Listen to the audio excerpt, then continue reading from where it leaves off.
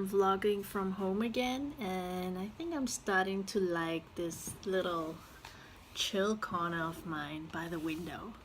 Seems to be a nicer place to vlog at the end of the day. And yeah, I just put Ollie to bed, and it's another rainy evening, but it also feels really relaxing to hear the sound of the rain. Maybe you can hear it in the background of this vlog. So I think today a very strong theme on my mind and on my team's mind is customer feedback. So I'd like to talk about that today. How do you normally handle customer feedback?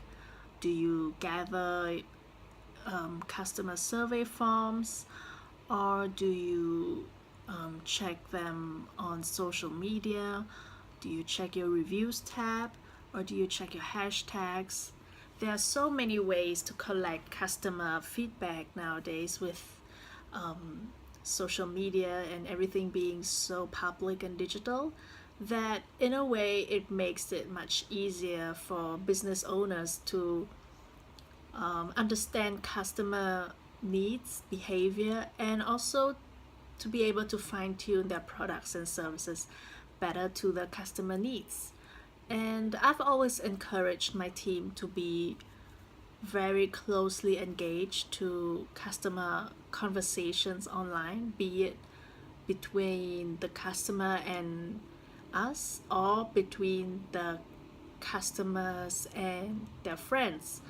You know, everything nowadays can be eavesdrop upon, which means you can read other people's comments to each other and just generally understand the dialogues that is going on about your brand or your business. However, it comes with a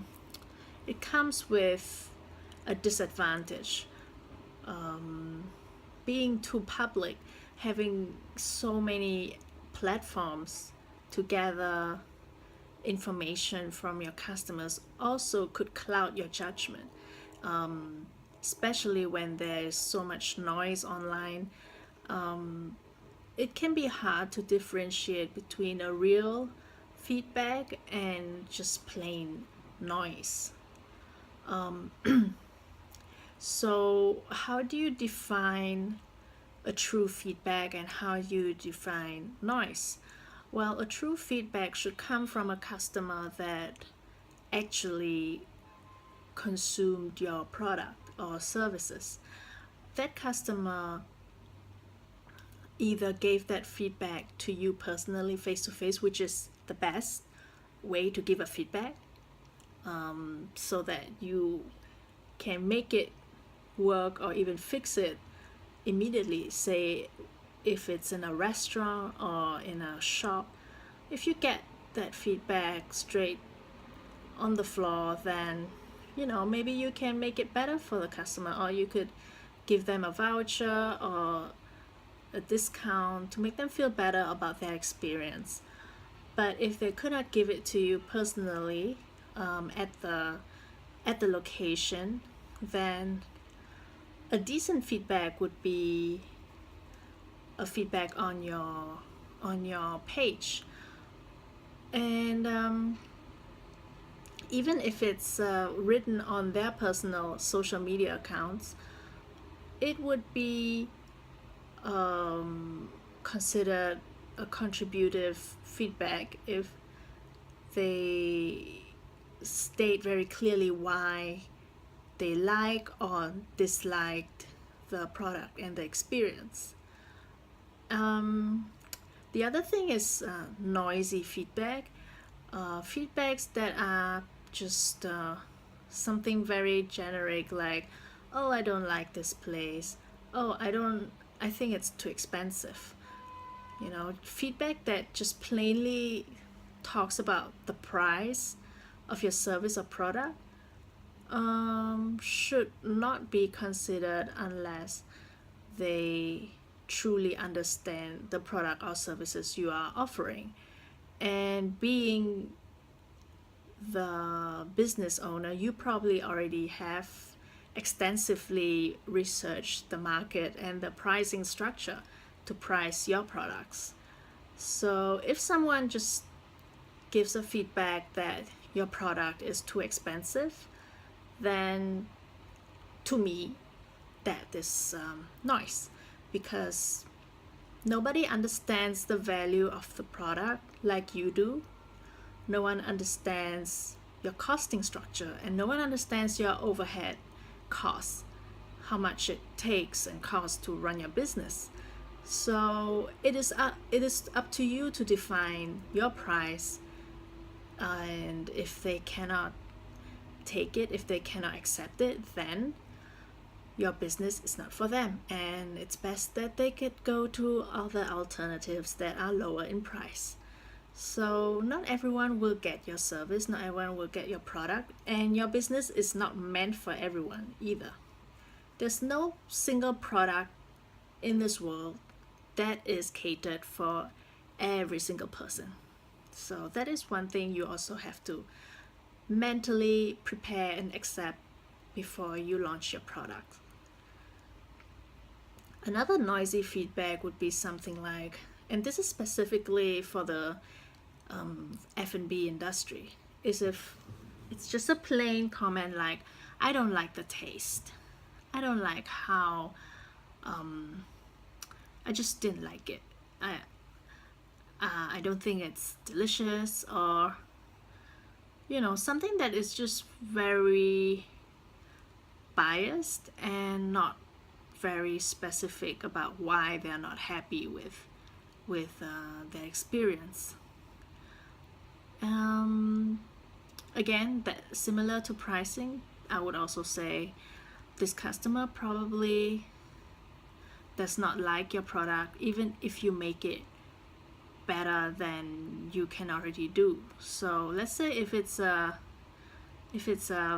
dish that you already try your best to make it as good as possible to your standards or to your peer standards, but it is repeatedly disliked by a certain customer, then you have to understand that he or she is just not tuned to that flavor profile, and we all have different tastes, different opinions, and nobody has the same mouth, and you can't expect everyone to like it.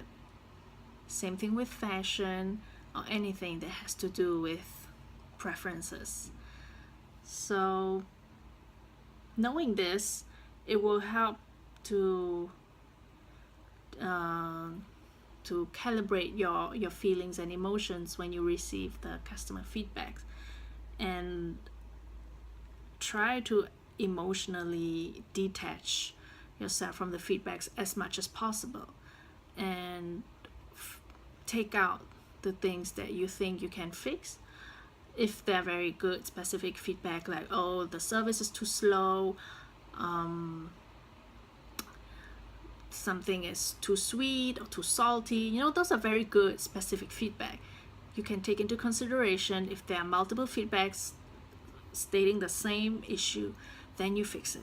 But if it's just one in a million, and if it's too generic, if it's too biased, then you can safely conclude that this customer was not meant for your business, and he is better off buying the same product or similar product from someone else who is a better fit for her.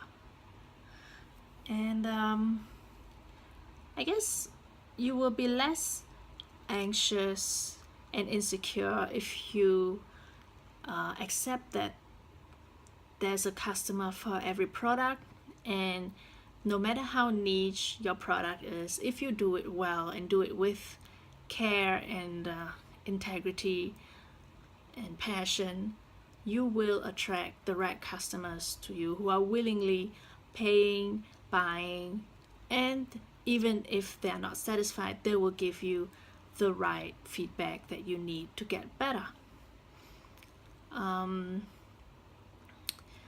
It's similar to rejection. Don't take a bad review or bad feedback as a invalidation of your business. More like it is a necessary part of your business. You have to live with it. It's just something you need to deal with every day. And without customer feedback, then it also means that your business doesn't exist. As long as you still get customer feedback, it is a good sign because it means that you have customers. So no matter good or bad, it is a good sign. I hope this today helps those who have their own restaurants or clothing store or whatever retail spaces that they own or manage on a day-to-day basis. And I know in Vietnam it can get a little hard because sometimes word of mouth and people on social media seem to be very aggressive and very loud. So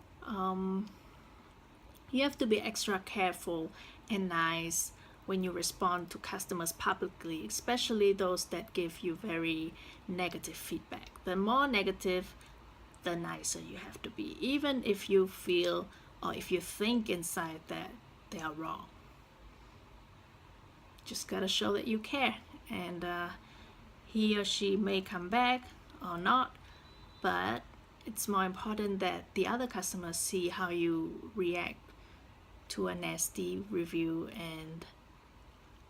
or a nasty customer, and then you will get more respect from others in the way you deal with people who are upset and angry. And that's it for today. And there was lightning. Did you see that? Today and Thursday, so quick. The week is already getting closer to Friday, and my sister's family are flying off to the States on Sunday, so I only have a few days left with them, and I'm going to spend more time with family from now until the weekend. Alright, have a good night everyone. Sleep tight, rest well. Bye.